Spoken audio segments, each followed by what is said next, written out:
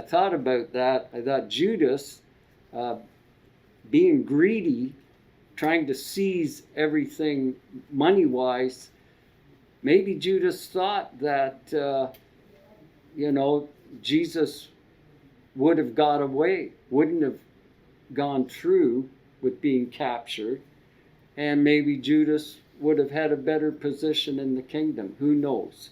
Well, we'll pick up this morning where we left off last week in John 13, and the first two verses. And John 13, 1 and 2 reads, "Now before the feast of the Passover, when Jesus knew that his hour had come, that he should depart from this world to the Father, having loved his own who were in the world, he loved them to the end. And supper being ended, the devil having already put into the heart of Judas Iscariot, Simon's son, to betray him." When we read those verses, we're kind of reminded that regardless of the many weaknesses that the apostles had shown over their course of their walk with Jesus, Jesus never wavered from loving them. But when we read these verses, we marvel here at Judas's hypocrisy, okay, and the power of Satan. Judas has already, before this verse, has already accepted the betrayal money. And now he's meeting with his Lord and comrades.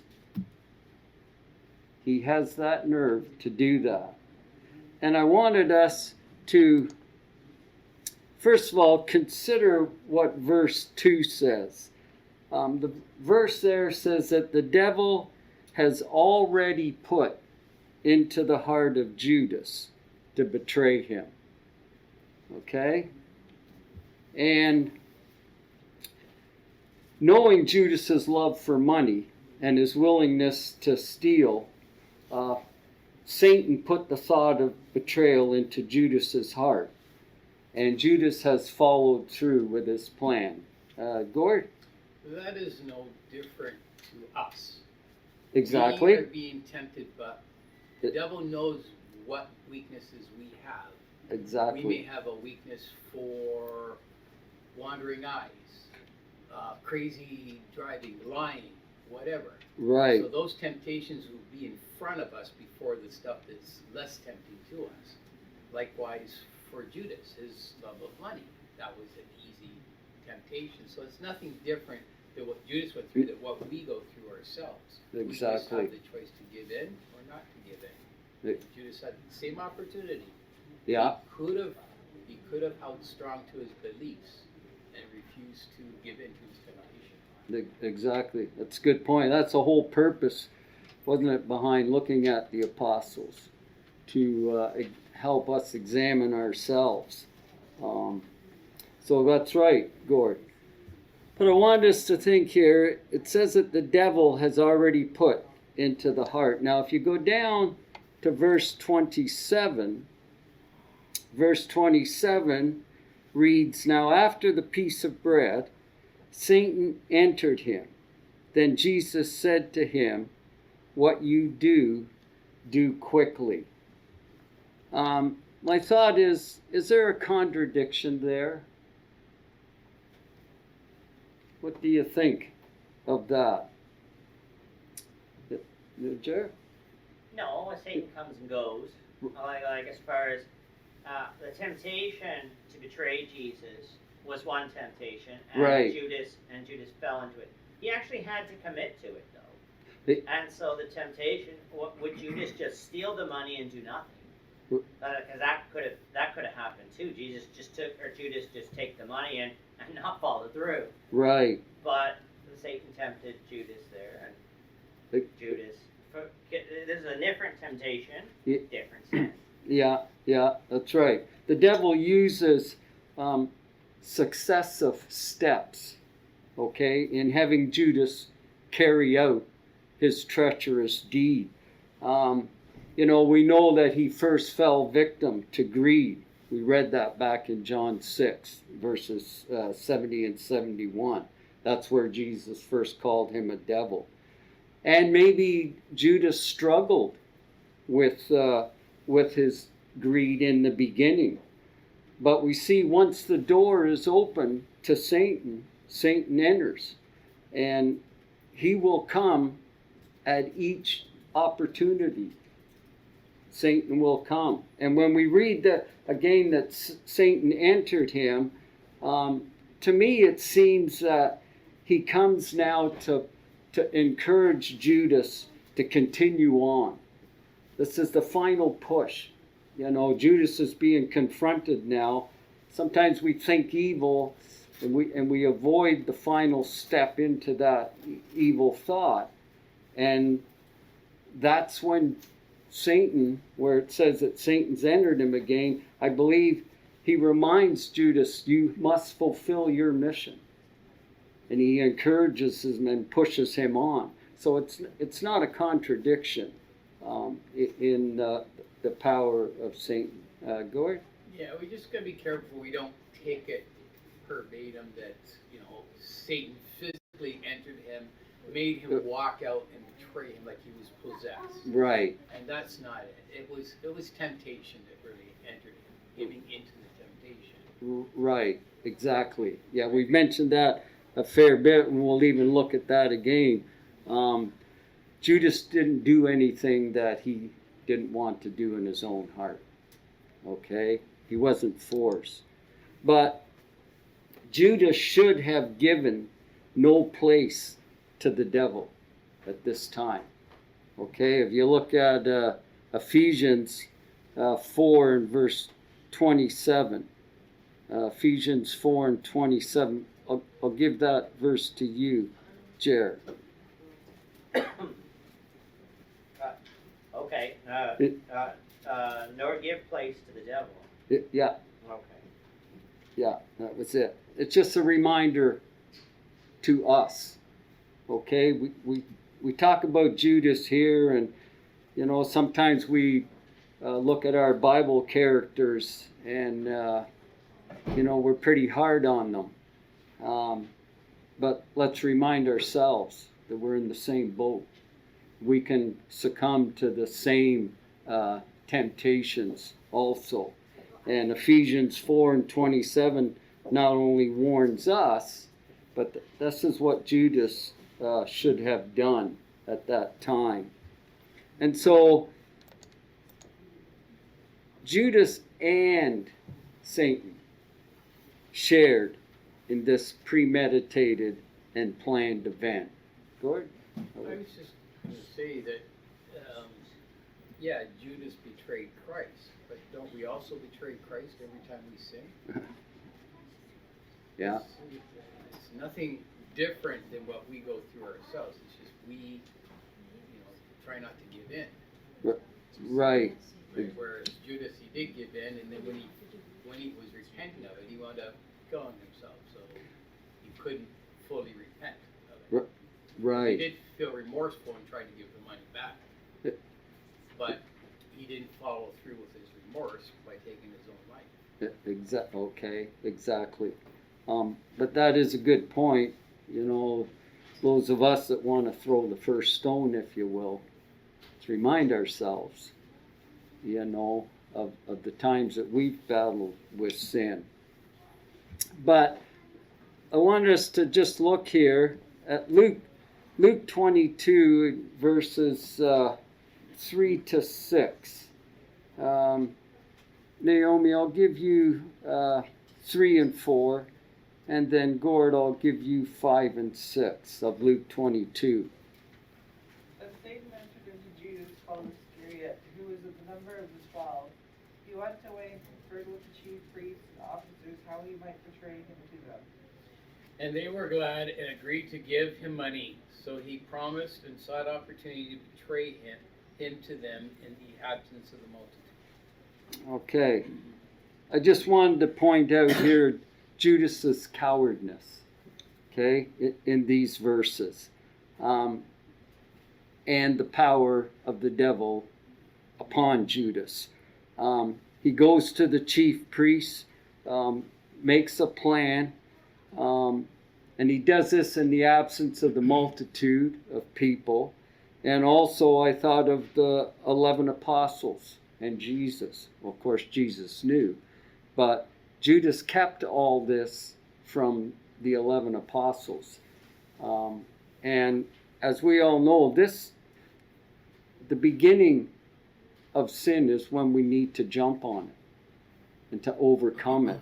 And we see that here with Judas. At this time is when he should have stopped. But we see then in John 18, over to John 18, verses 1 to 5. Kyle, I'll give you, do you want to do the first 3 verses? And then I'll give Jeff 4 and 5 of John 18.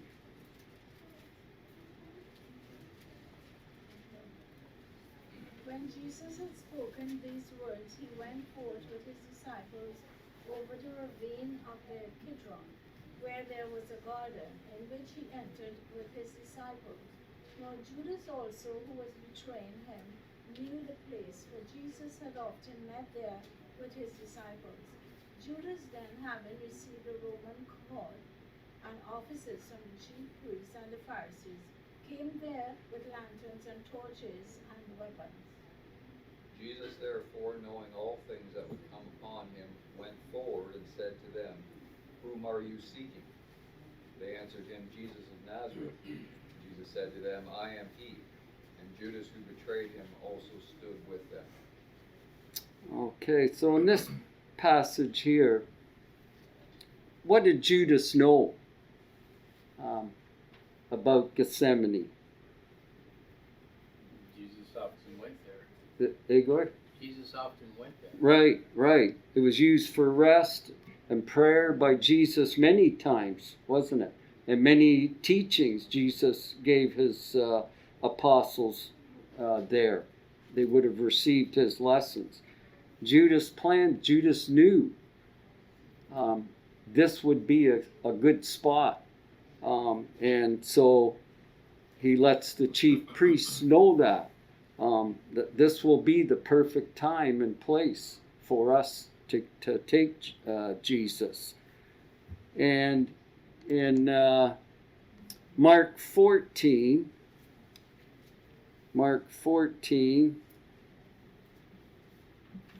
and verses 44 to 46. Tammy, I'll give that to you, please. Now his betrayer had given them a signal, saying, "Whomever I kiss, he is the one. Seize him and lead him away safely." As soon as he had come, immediately he went up to him and said to him, "Rabbi, Rabbi," and kissed him. Then they laid their hands on him and took him. Okay.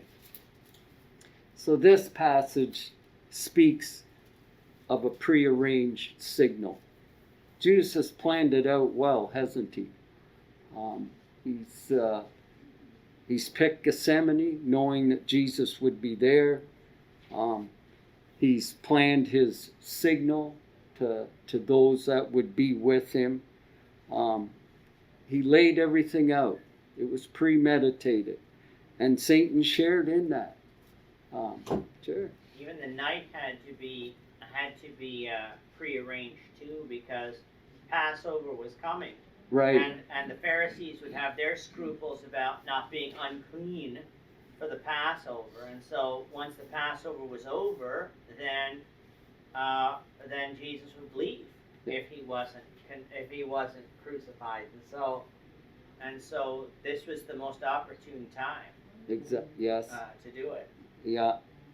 Keep that thought in mind of the hypocrisy of the chief priests. We'll see that a little bit later on too. But Judas has planned now the prearranged signal, the kiss of a comrade. And when we think about this, Jesus had done nothing but good and loving things not only for Judas, but for all the disciples, the apostles. And yet here we see the plan of a kiss, of betrayal. And as I thought about that, in the King James, or New King James and the New American, both of those translators mentioned that Jesus said, "Friend, why have you come?" And the New American is, "Friend, do what you have come for." Okay, Gord, you want to go first? Yeah, I kind of feel, and this is my own opinion, is that I don't think Judas understood that Christ would have been killed. Because he says, when they seized him, lead him away safely. Judas was probably thinking he's going to get scourged and let go. So maybe that's why he gave the kiss of betrayal, because he's still following through, but he still had that love for Christ. Okay, yeah. We got that thought. I think things may have played out different for him if he knew Christ was going to get killed. I don't know. It's only my thought. Yeah. I can't say that the scripture is saying that. No. But just based on the way it played out, kind of gives that feeling that he didn't fully understand what was going to happen. Yeah. No, that's true. That's all right. We'll look at that a little later on, but just now that you've brought that out, all the disciples didn't understand fully Christ's kingdom. They were all looking for a physical kingdom. And I thought about that. I thought Judas, being greedy, trying to seize everything money-wise, maybe Judas thought that, Jesus would have got away, wouldn't have gone through with being captured, and maybe Judas would have had a better position in the kingdom. Who knows? As Gord said, those are only our thoughts. We don't really know. All we know is what the Bible has told us. But the thought of Jesus doing all good for them, I missed my verse. Mark 13:5 says, Jesus answered them, beginning to say, "Take heed that no one deceives you." See, again here, Judas has let Satan deceive him. He's discovered Judas's weakness, and he's pushed Judas all the way to this point, that Judas would betray Jesus with a kiss, which was, in those times, a show of affection, of friendship. And yet Judas used that as betrayal. But the thought of friend come out to me, because I looked at the different versions, but the translators have used this English word friend for the Greek word heteros, I'm not sure how you pronounce that, but that word means comrade, okay? A workmate, a companion. It's the strongest form of word for friend, okay? A fellow soldier. That's the idea of a comrade. And when I thought about that word, I thought it had a little more impact than just friend. When Jesus spoke to Judas, called him a friend. He was a comrade. He was a fellow soldier in the Lord's kingdom. Sure. Think about how biting that is. Yeah.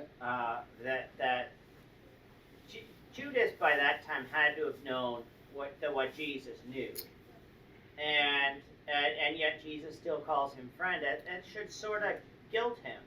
You're not acting like a friend, not acting like a comrade, fellow worker. You're betraying that. And so Jesus was wanting him to know this is what you should be, this is what you are, and the disciples, the other ones who were there, didn't know what Judas was doing. And so that was a conversation between Jesus and Judas that no one understood otherwise. Right. And that, there was so much that we could bring out in this lesson, that the fact that none of the other disciples knew when I thought about that too, I also thought of not only the power of Satan on Judas, but how sneaky the hypocrisy in Judas. Like he kept this thought from the other 11. That was a skill, if you would say. We talk about deceiving.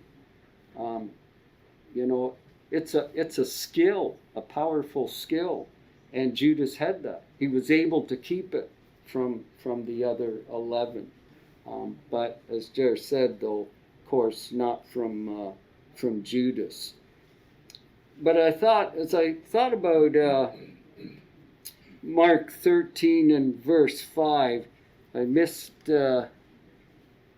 my line here. I thought about how many times would Judas have heard this from Jesus in his teachings? Maybe not exactly the exact words, but take heed that no one deceives you. How many times would Jesus, that thought, come out in his lessons and warning Judas? And I thought of 1 Corinthians 15 and verse 33. It's just a side thought to have see the power of Satan. But, as children, we used to hear this verse a lot. 1 Corinthians 15:33. Do not be deceived. Evil company corrupts good morals. Or I think the New King James says corrupts good habits. We heard that a lot as young people about our friends. What friends to pick and hang around with at school. But I thought 2 Peter shed a little more light on that verse. 2 Peter verse 2 and verses 18 to 20. Now Peter here, of course, is he's speaking of false teachers here, of course. But as you read that, I thought about this, and I thought about Satan and the power of Satan. And we read in verse 18, for when they speak great swelling words of emptiness, what does Satan do? He does the same thing. They allure, of course, Peter's talking about false teachers, they allure through the lusts of the flesh, same thing that the devil does, through lewdness, the ones who have actually escaped from those who live in error, while they promise them liberty, same thing, Satan does the same thing. They themselves are slaves of corruption, so is the devil. He's a slave to corruption. For by whom a person is overcome, by him also he is brought into bondage. For if they have escaped the pollutions of the world through the knowledge of the Lord and Savior Jesus Christ, they are again entangled in them and overcome. The latter end is worse for them than the beginning. And I just threw those verses in to remind us to go along with the whole thought behind Judas of the power of the devil. He knew Judas's weaknesses, and he himself used everything in his power to push Judas along, to encourage him along. And he's no different with us. And I thought even as young people, as our children, they need to realize, yes, bad company choices made in school or in the workplace are not good. And this just reminds us that Satan does the same thing. We need to be well aware of his power. But that was just a side remark off of that.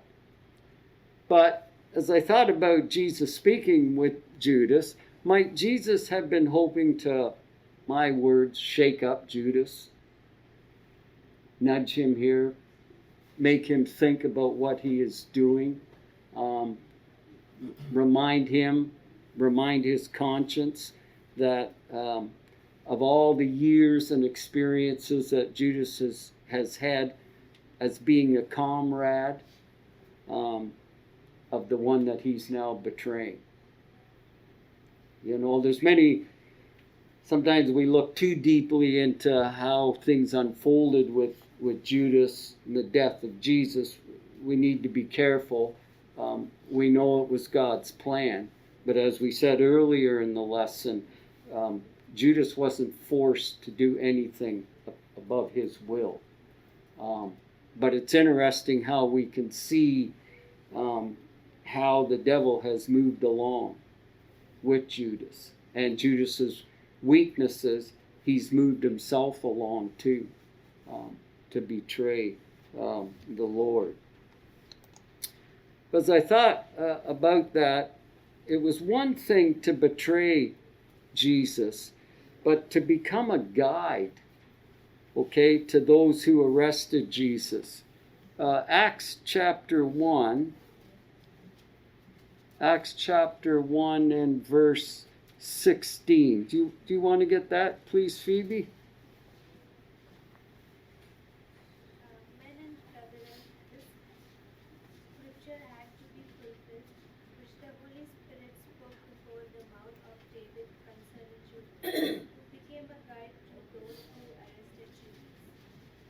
Okay, and John 18 and verse 5. I'll give that to you, Francis. They answered him, Jesus of Nazareth. Jesus said to them, I am he. And Judas, who betrayed him, also stood with them. Okay, what I saw here, this is, you know, the depth now of Judas's sin, isn't it? He can't go much lower. Okay, he's guided. Our verse said that he was a guide. He led others into this also. Mind you, when we speak about the chief priests, they've wanted to kill Jesus for years, months before this. But Judas has guided them now. And then we read that he stands with them. You know, and they're all, the reason I point these out is they're reminders for us, you know, to stay strong and to be careful. But to guide someone into sin and then to stand with them. You know, Gord? When Judas betrayed him, it wasn't with just a few people. There was a troop dispatched, which would indicate a large number of people had accompanied him. Yeah. As if they were expecting a fight. They might have. They might have. You're right. And then in Matthew 27 and verse 3. Matthew 27 and verse 3. Abigail, do you want to read that, please?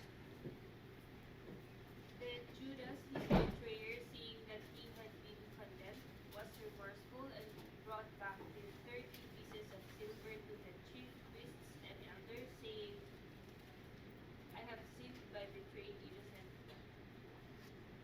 blood. Okay, thank you. My thought here was, put that up too soon. Why now?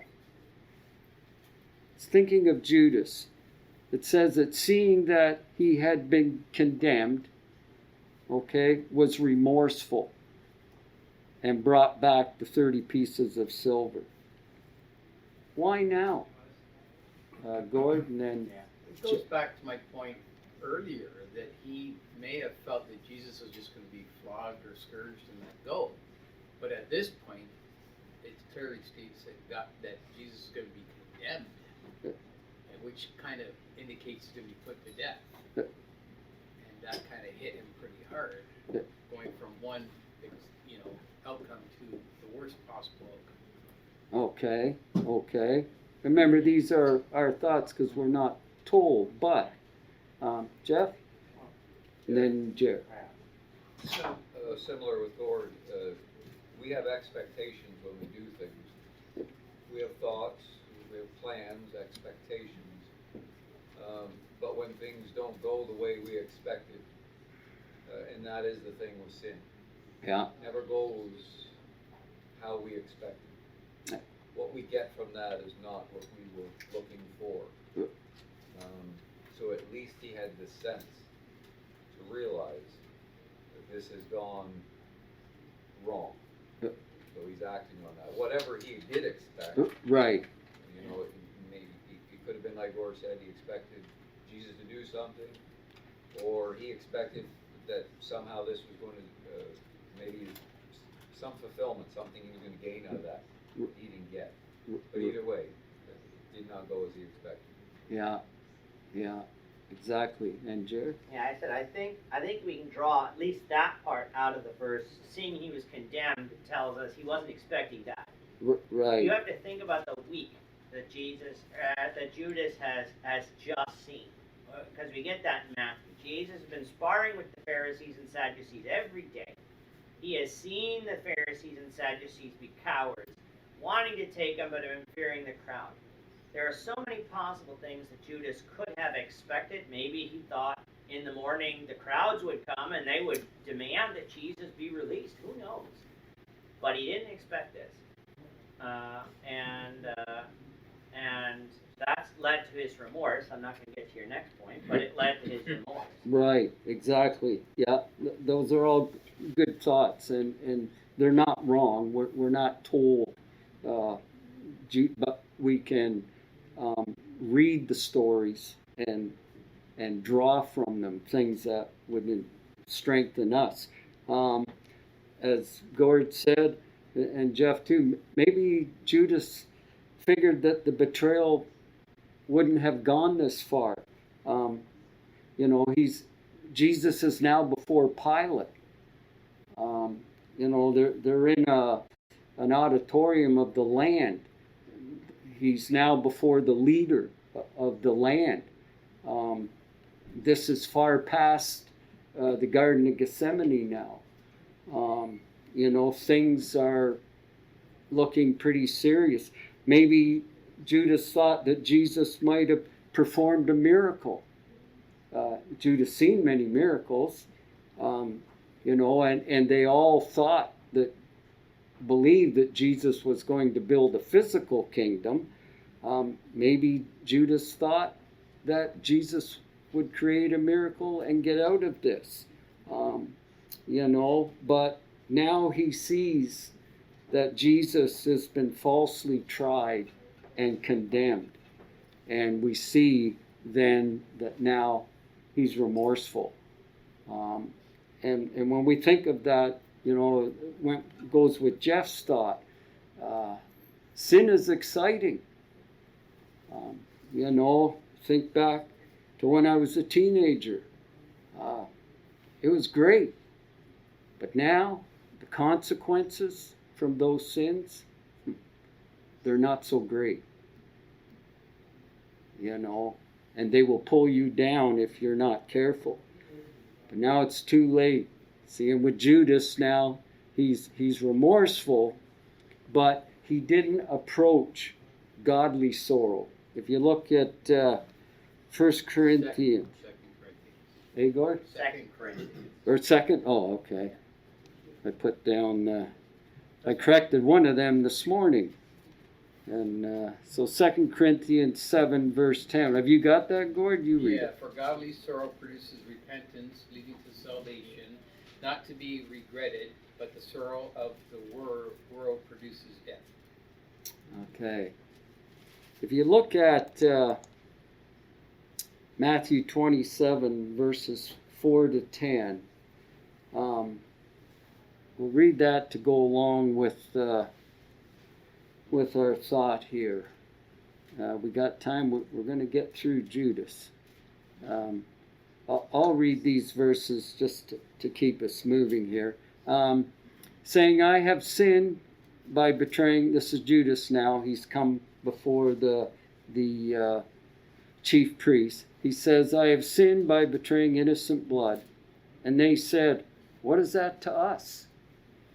You see to it. Then he threw down the pieces of silver in the temple and departed and went and hanged himself. But the chief priests took the silver pieces and said, it is not lawful to put them into the treasury, because they are the price of blood. And they consulted together and bought with them the potter's field to bury strangers in. Therefore the field has been called the field of blood to this day.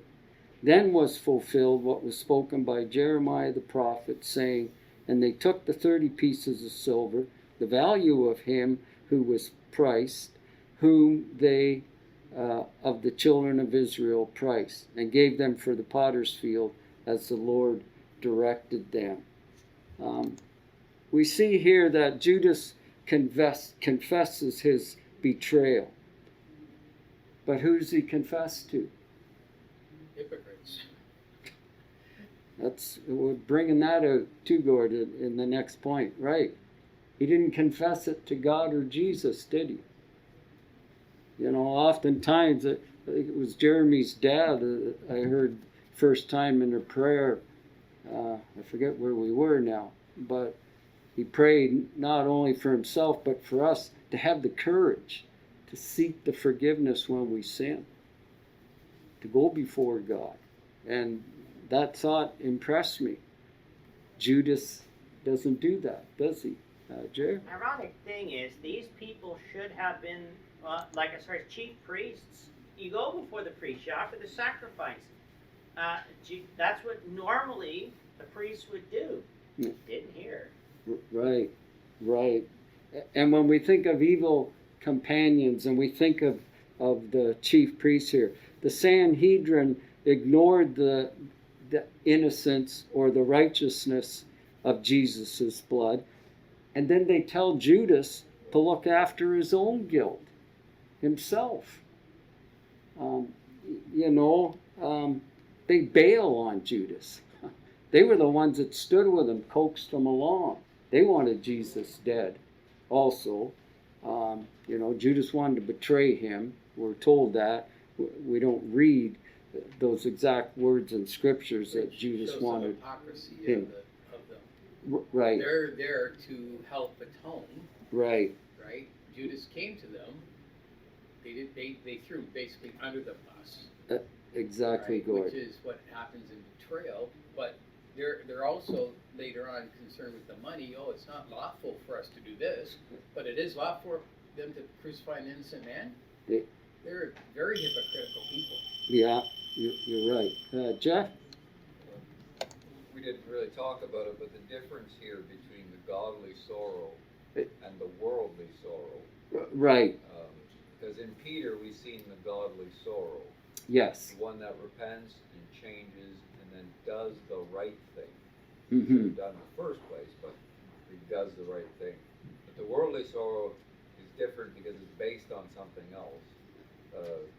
Judas acted selfishly in the first place. Right. Why he got in this? Because he was thinking about himself and his own gain. Right. But his sorrow still thinks selfishly. Because now, look at me, how terrible I am. Feel sorry for me. Right. It's not a sorrow that acts and changes and does what's right. It's now a sorrow that just wants pity. Look at how terrible I am. I feel terrible, and then goes and hangs himself. Right. Instead of being responsible. It's an emotional Yes. sorrow, isn't it? Based in selfishness. That's right. That's right. And we see then, because we're going to finish Judas, that the chief priests ignored their own guilt, and they were his accomplices. And verse 6 tells us that the religious leaders had no problem condemning an innocent person to death, but now they're pious about the money that Judas, what are they going to do with this? They couldn't use it for religious purposes, and so they conferred together and they bought the potter's field. They eased their conscience, didn't they? And here we read in Acts 1, 16, 19 that it says, Luke says that this man acquired a field with the price of his wickedness. And again, those that aren't Christians look for everything that can look like a contradiction. But all that was that the chief priests took the money that they had given Judas and bought the field. They bought the field in his name, is all that this verse means. And then to end our thoughts, Jesus sums up this terrible situation of Judas with the words in Matthew 14:21. It would have been good for that man if he had never been born. Jesus said that. The one that came to save his creation makes this statement. I'm not ashamed to own my